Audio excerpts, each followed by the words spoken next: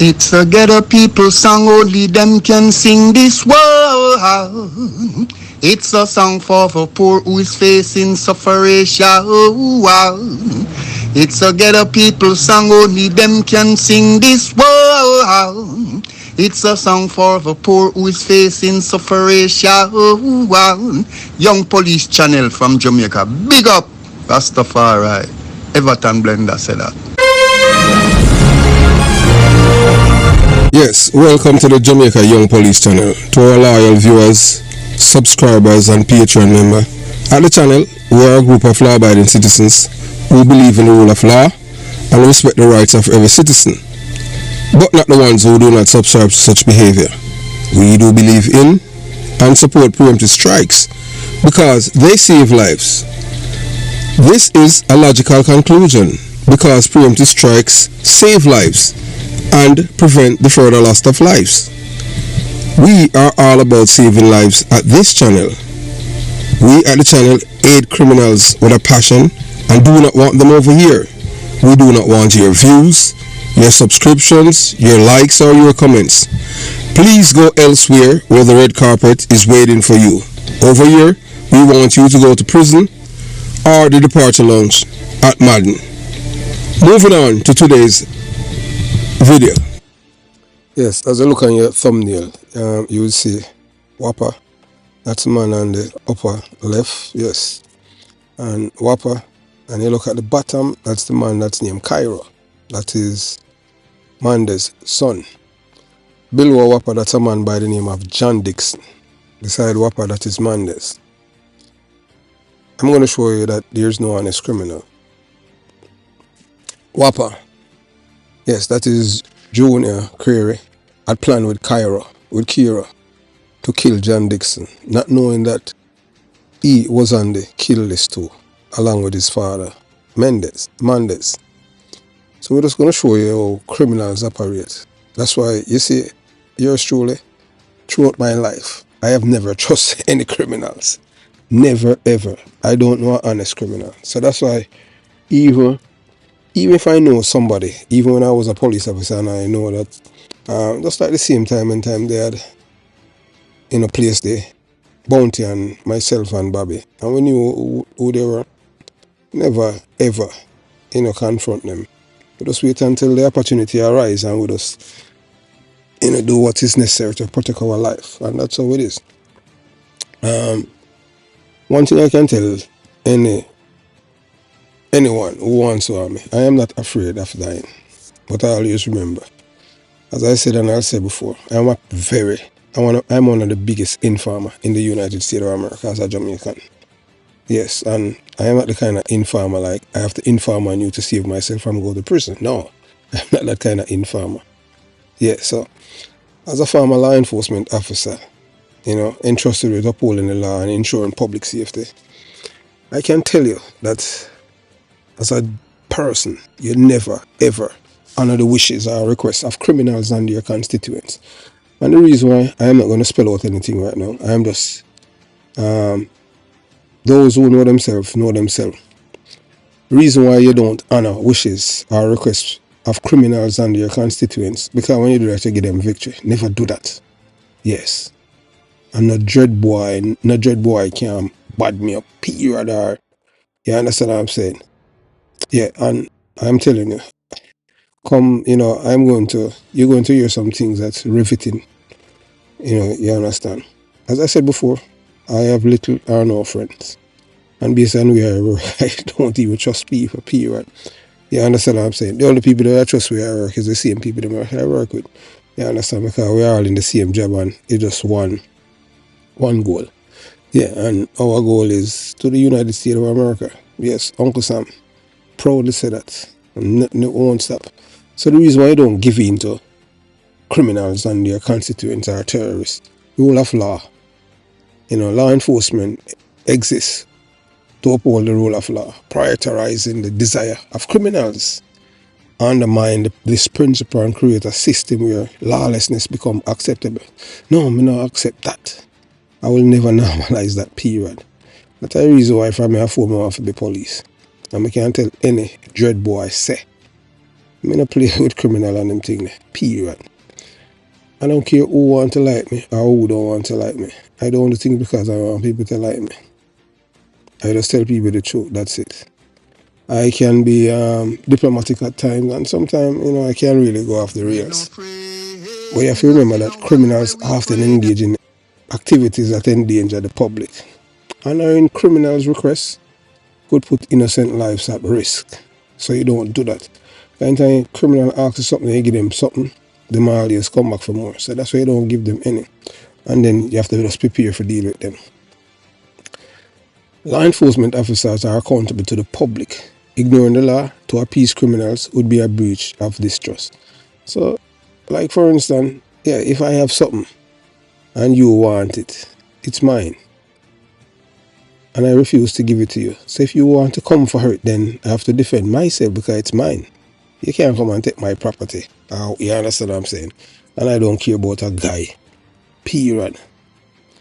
Corruption, granting favor to criminals, open the door to corruption and undermines the integrity of the justice system.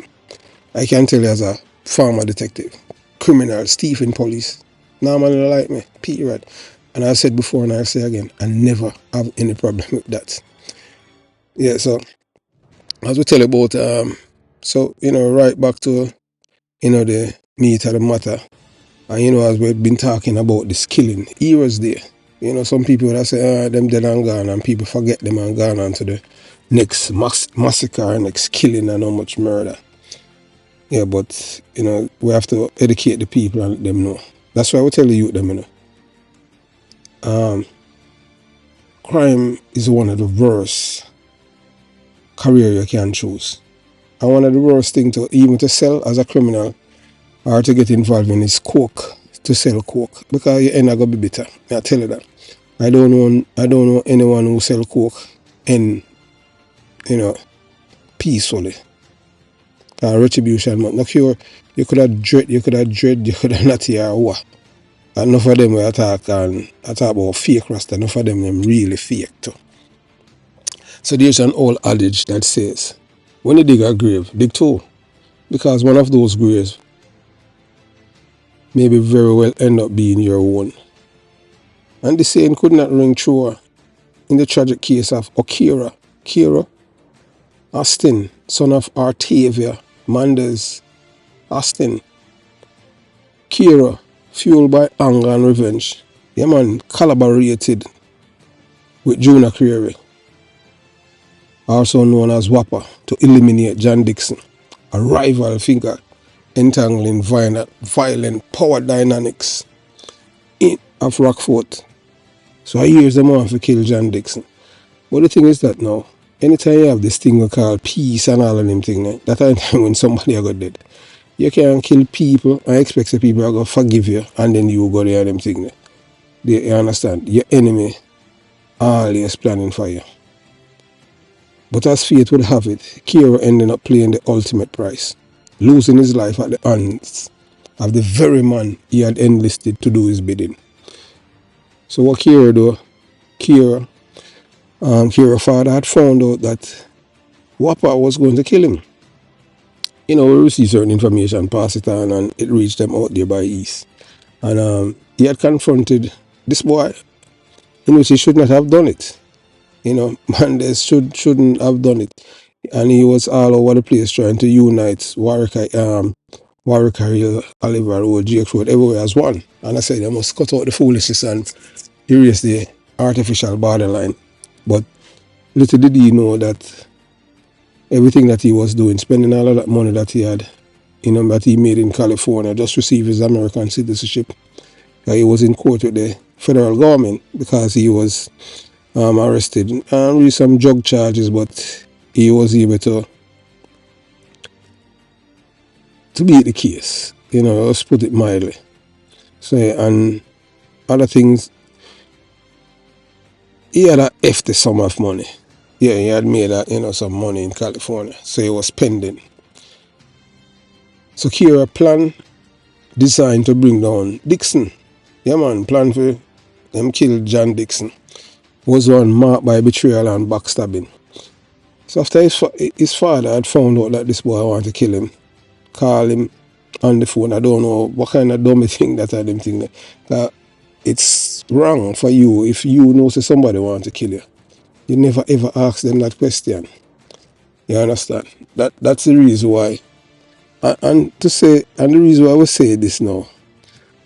Yeah, some people are saying that we are trying to, yes, that we are out here batting for Vibes Cartel. I don't know where these people get them information from, but we can tell us that we are all about the rule of law. That's it. We are not on any one side. We are on the rule of law. Team Jamaica. We don't like criminals and we don't care who's the guy. You understand? So, a familiar theme in criminal underworld where trust is as elusive as loyalty is cheap. Kero, in his drive to remove Dixon, failed to recognize a fundamental truth about the criminal world. There is no honor, no loyalty and certainty, really, no honesty. Every alliance is temporary, every promise precarious, and every friendship a ticking clock waiting to run out. Kero, blinded by his own thirst of power and vengeance, believed he could control Whopper, but Whopper loyalty was as thin as smoke vanishing the moment it suited him. In this brutal twist, Kero learned tragically too late that criminals are only ever out for themselves. Whopper, a man who had no qualms about betrayal, didn't hesitate to turn on Kero. So the loyalty Kero thought he had bought was nothing but an illusion, a thin veneer, masking the reality of cutthroat world he operated. So what happened now? Just as Kero had plotted John Dixon's death with Whopper, Whopper was just as prepared to turn around and deliver Kero's own head when it became convenient. So there is a profound irony in Kero's fate. He had dug Dixon's grave with Whopper, but failed to see that his own would soon follow. In the end, he reaped the bitter harvest of the choices he had sown, as Whopper, the very man he trusted to help eliminate Dixon, turned on him and ended his life without hesitation. So this tragic sequence underscored the ruthless truth of the underworld. Criminals live by deception, operate by betrayal, and have no room for genuine trust. So I always tell the people them say there's no honest criminal. None. So Kero's story serves as a grim reminder of the inherent nature of criminal life. One where alliances are temporary, loyalty is a commodity, and death is always just one betrayal away. The very plot concocted by Kero to destroy another ultimately consume him. A stark warning in the world of crime, betrayal is only constant. So when you dig a grave in the world of criminals, always remember to dig too, because the one you least expect may be waiting to claim your life. So I'll tell you how things go down with Kero and Whopper. Even the car that the men them drive there, that they came out of and kill all of the men them. It's Kero who rent both cars. Yeah, Kero, and the only reason why his brother, who's an American, was not there to be sent, because it was 3 cars. He went for his nephew, and that's how he was luckily escaped with his life. So I hope this teach him a lesson. Let's come back to America and leave criminality alone, because there's no honest criminal. That's the reason why I could never ever. That is the worst career anyone can. I have seen over and over, growing up as a youth, born and growing in the ghetto, and even as a detective, seeing so many occasions where friends turn on friends. People who would give them life for another person end up killing them. I have known people that I have from I was 10 as a detective, got information that they killed them best friend, and I confronted them. And when I had confronted the person about killing his best friend, all the man could have done was just to look at me in daze. Could not believe that I had the information that he was the one that behind it. And he could not deny it because he did not expect to be asked that question. Because he thought that because I known him for all these years, I was beholden to him. And because, I was a police officer, my job was supposed to protect him. No. That's why most people do not like me, because I'm going to tell you the truth. And from that day, I've never spoken to that man. Never, ever. Because if you kill someone who is your best friend, who was your like a brother, I could never ever put my trust in you. Period.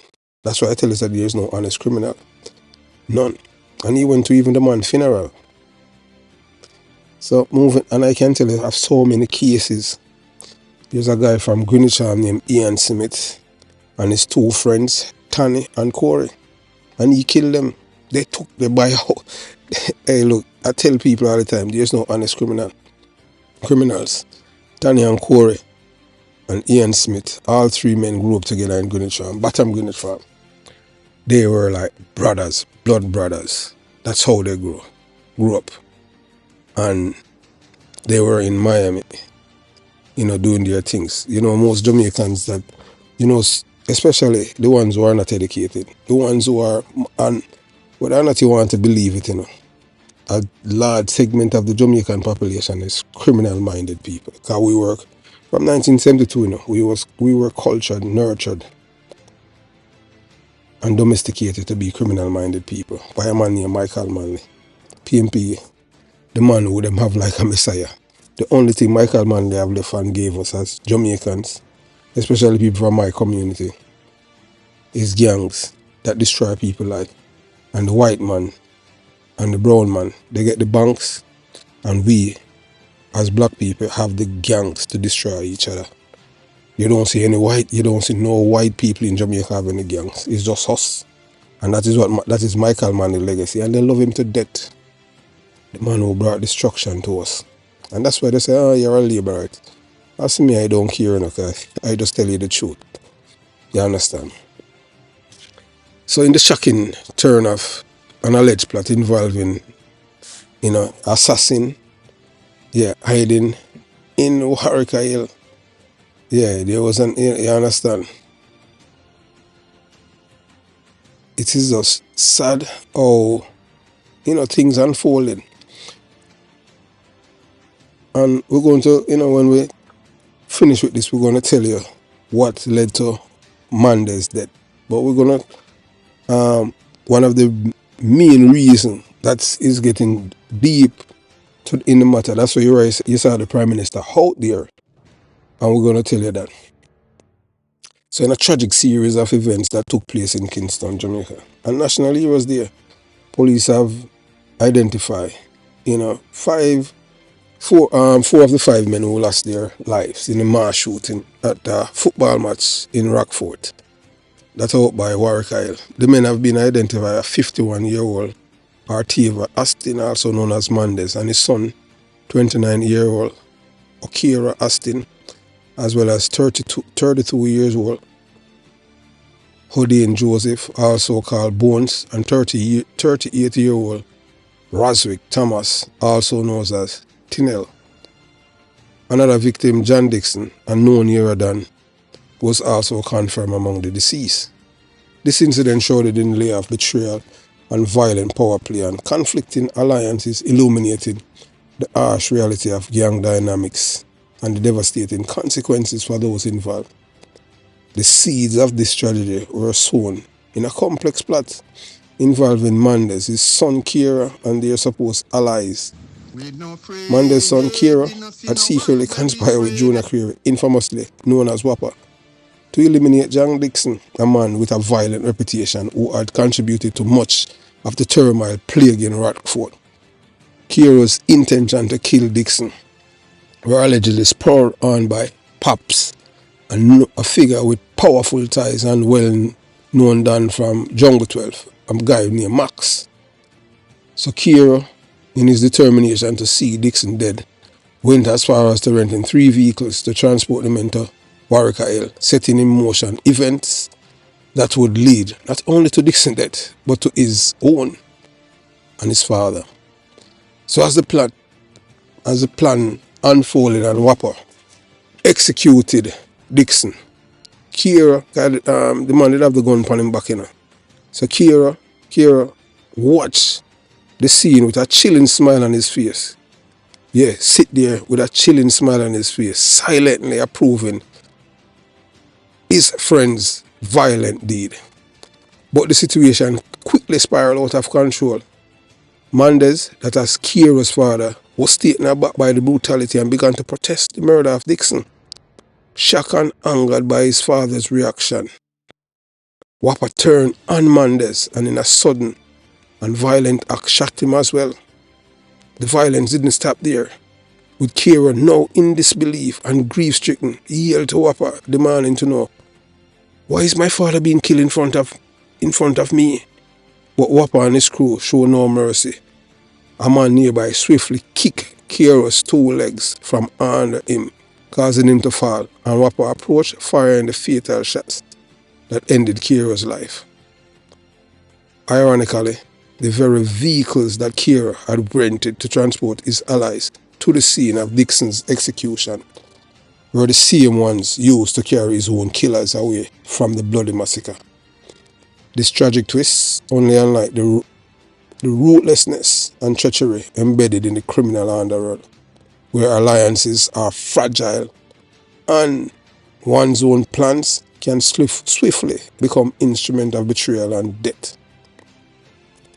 The animosity that culminated in the murder of Mandez stemmed from a deeper conflict. Source indicate that Mandez had opposed a deadly plot involving Guy Philippi, a Haitian man who was allegedly brought to Jamaica with the intent to assassinate Prime Minister Andrew Holness. This scheme, shrouded in secrecy, reportedly involved controversial political figures who opposed the government's crackdown on criminal elements in Rockford. Mandez's refusal to accept that they had harbored Philippi put him at odds with key figures in Jamaican criminal world, making him a target.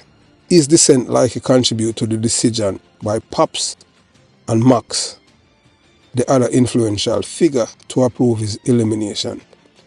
So when Mandez found out that they were harboring Guy Philippi and other men up there, that they were there on a plot to kill the Prime Minister of Jamaica, it's we at the Jamaica Young Police Channel that was able to receive conversation with Guy Philippi out there by Warwick Isle, and we release it on YouTube, and that's how they were able. And they took them out of the country, out of Jamaica. Yes. So Guy Philippi was escorted out of Jamaica by men from Warwick Isle. They took him down to South Clarendon, and he was able to go back to Haiti. And to show you how the Jamaican Coast Guard, and even they don't have any intelligence as they had before. The special branch was there. That would not happen. I am all the way in the United States of America and was able to have that information, that recording of the man talking and everything, and release it. And not one person, one person in the Jamaica media house, not one of them, jump on it. So I realized that the Prime Minister knew that they wanted to kill him. But we go in another video about that. So this situation also shed light on the broader political implications of gang violence and the interconnected web between crime and power. Critics point to prominent figures such as Baby Trump, Peter Bunting, Kevin Tillibar Roberts, claiming they have tacitly support criminal elements while publicly opposing measures like the state of emergency. So that's a reason why you see Baby Trump went out by Rockford. If you notice, he never gone to no other area which probably have any murder. So you have to understand what is happening. Yes, he did not visit Cherry Tree Lane when the 8 people there. He never visit the other mass murder Although a PMP era them happen and a PMP victims them. But this operation was close to him. Because this man Mendes opposed them bringing a man from Haiti to kill the Prime Minister of Jamaica. I don't know how after them kill the Prime Minister, how them would become a government or what them did expect. So the SOE, which aimed to curb violence in place like Rockford, stands in stark contrast to the actions of those who would undermine Jamaica's security by aligning with criminal factions, even at the cost of national stability. So the event of that fateful night in Warwick Hills, them call it Pleasant Heights now. And there's nothing pleasant about Pleasant Heights, are emblematic of the broader decay within some factions of Jamaican society, where criminals often masquerade as protectors or dons, only to exploit and brutalize their communities. These individuals who proclaim themselves as zero leader thrive on a parasitic relationship with the very people they claim to defend. They tax the poor, demand loyalty through intimidation, and maintain power through ruthless violence. Mendes and his associates were far from heroes. They were the architect of suffering, imposing their will through coercion and fear. Their death, while tragic, may be seen by some as harsh form of retribution in a world where justice is often dealt by the very hand that wield violence. So in wake of this massacre, the community of Warwick Isle, or Pleasant Heights, is left to grapple with the brutal reality of its situation. The loss of life is a sobering reminder of the dangers inherent in criminal alliances, where betrayal and vengeance are constant, and loyalty is a dangerous gamble. So this incident stands as both a cautionary tale and a call for a renewed commitment to justice, one that values integrity and peace over power, manipulation and exploitation. So you know that John Dixon have a girlfriend. John Dixon have a girlfriend out there, and them call Miss Kitty. So this guy, Max, the only reason why they haven't get to her name is Jacqueline Benjamin Lewis, widely known as Kitty. And she was in a relationship with John Dixon, a notorious figure with strong connection. He was one of the men that was killed. And her association with Dixon has drawn attention and ease, particularly from Max Pops. She's a prominent PMP councillor out there.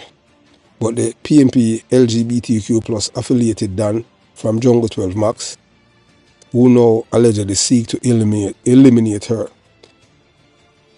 So they want to kill Kitty because she was in a romantic relationship with John Dixon. And, but I don't understand these guys still, Because, and they are talking, because saying that Portia Simpson, she not a clout again. And Portia Simpson big up Jacqueline Benjamin Lewis. And despite her status, many residents question her qualification, question her as ill-mannered and unfit for the role of principal. So that's what the brother said on him, the one named Max.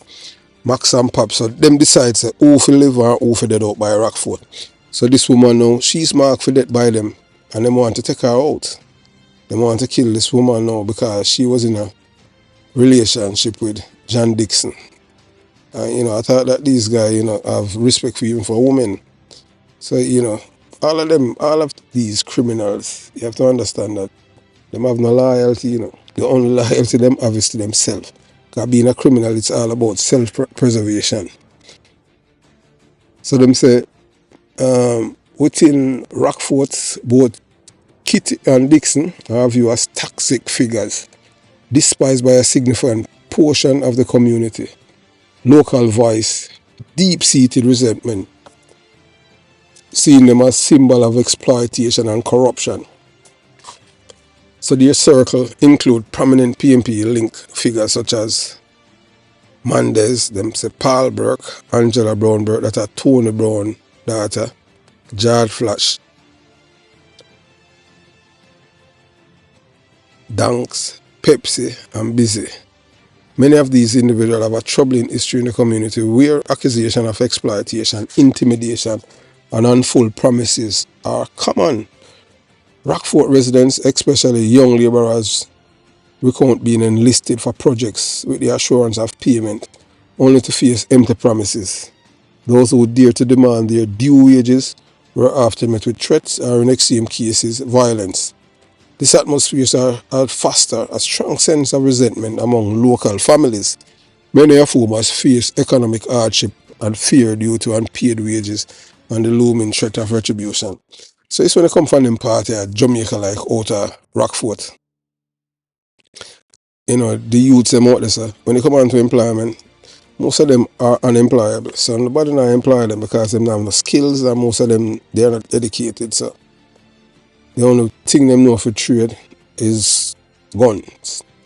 You know, that's how you see man in a middle there, Pala. Yeah, Gregory Thompson. And I'm man at the bottom, fired the fatal shot, and I would don't get the photograph of a policeman, him named Sterling, and him work in St. James. You know, he used to be at Unsby at one time. So it seemed like, boy, Unsby have some real, you know, crab up police, you understand? It's just sad what is happening. But I tell people all the time, there's no honest criminal. I born and raised in a PMP LGBTQ plus criminal organization community. I wasn't born at Jubilee. And I can tell you, throughout the years, I don't know an honest criminal. Them always kill them friend.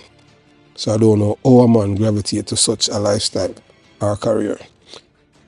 As the plot thickens, we're going to let you, coming up shortly, you'll get the video about why the Prime Minister of Jamaica, why he was targeted for death, and why, and that's one of the reasons why, you know, added it to it, why Mandez lose his life. It's just sad.